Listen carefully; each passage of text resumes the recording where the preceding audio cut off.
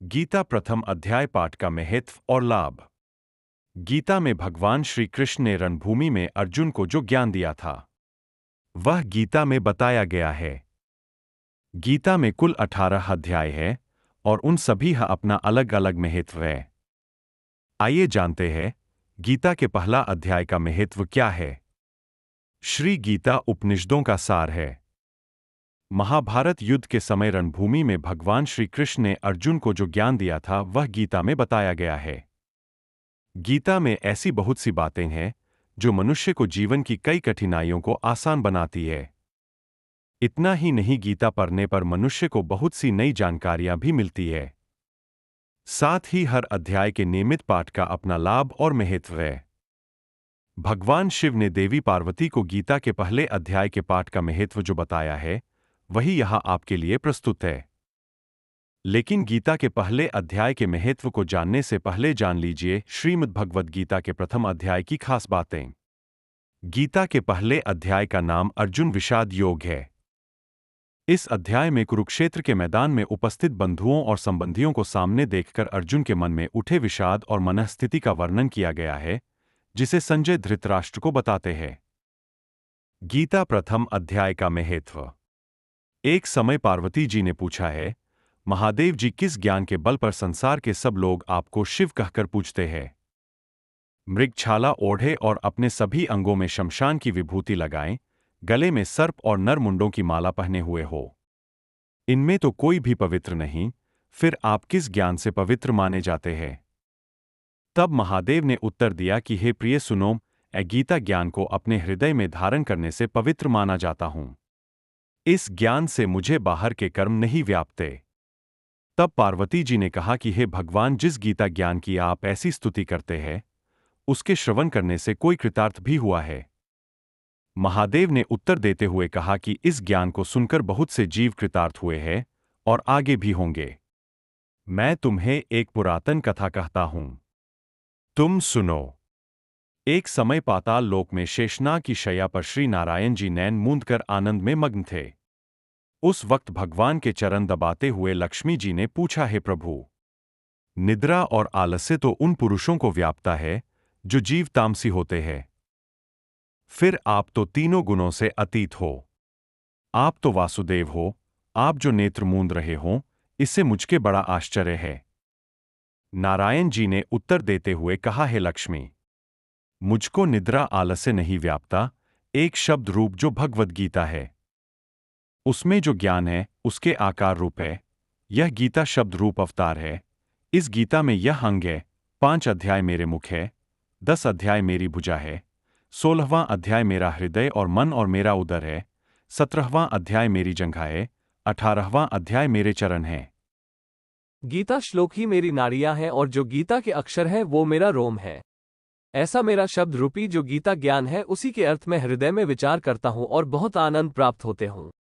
लक्ष्मी जी बोली, हे श्री नारायण जी, जब श्री गीता जी का इतना ज्ञान है तो उसको सुनकर कोई जीव कृतार्थ भी हुआ है, सो मुझसे कहो। तब श्री नारायण ने कहा, हे लक्ष्मी, गीता ज्ञान को सुनकर बहुत से जीव कृतार्थ हुए हैं, सो तुम श्रवण करो।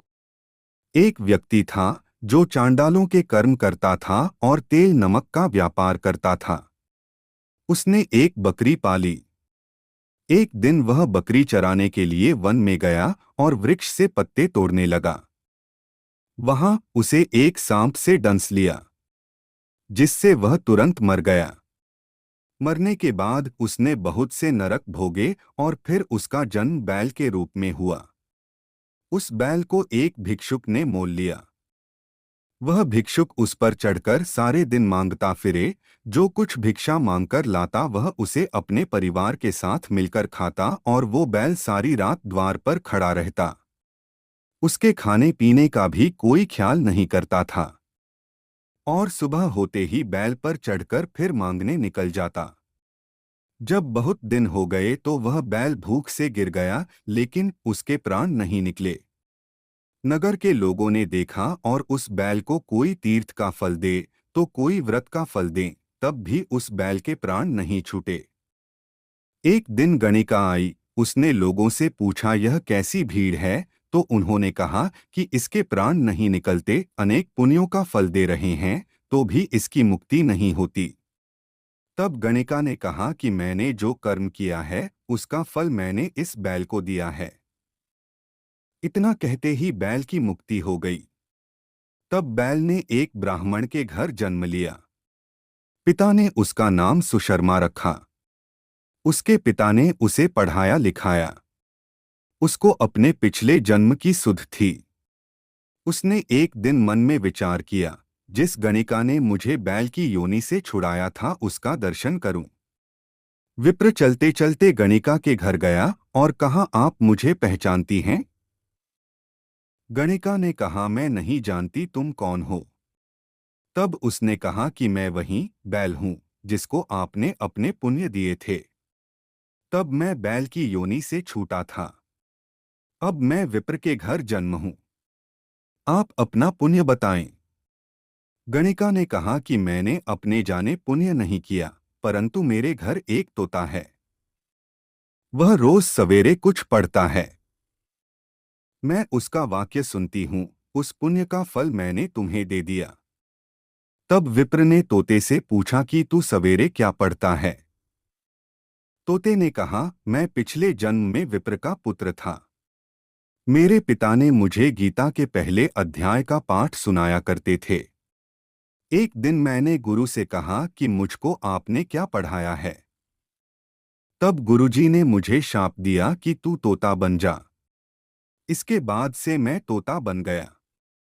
एक दिन बहेलिया मुझे पकड़ ले आया और एक विप्र ने मुझे मोल ले लिया। वह विप्र भी अपने पुत्र को गीता का पाठ सिखाता था। तब मैंने भी यह पाठ सीख लिया। उसी दिन विप्र के घर में चोर घुस गए। उन्हें धन तो प्राप्त नहीं हुआ, लेकिन वह मेरा पिंजरा उठा ले आए। उनकी यह गणिका मित्र थी। वह मुझे उसके पास ले आए। सो मैं नित्य प्रात गीताजी के पहले अध्याय का पाठ करत हूं, जिसे यह गणिका सुनती है। पर इस गणिका को समझ में नहीं आती। जो मैं पढ़ता हूं वही इस गणिका ने तेरे निमित्त दिया था। वह श्री गीताजी के पहले अध्याय का फल था। तब विप्र ने कहा कि हे तोते, तू भी विप्र है, मेरे आशीर्वाद से तेरा कल्याण हो। सोहे लक्ष्मी। विप्र के इतना कहते ही वह तोता भी मुक्ति को प्राप्त हो गया। तब गणिका ने बुरे कर्म छोड़ भले कर्म ग्रहण किए और नित्य स्नान करके श्री गीताजी के प्रथम अध्याय का पाठ करना शुरू कर दिया, जिससे उसकी भी मुक्ति हो गई। ऐसा है गीता के प्रथम अध्याय के पाठ का महत्व। हमारे अगले वीडियो में आप भागवत गीता के अध्याय 1 को विस्तार में सुनेंगे।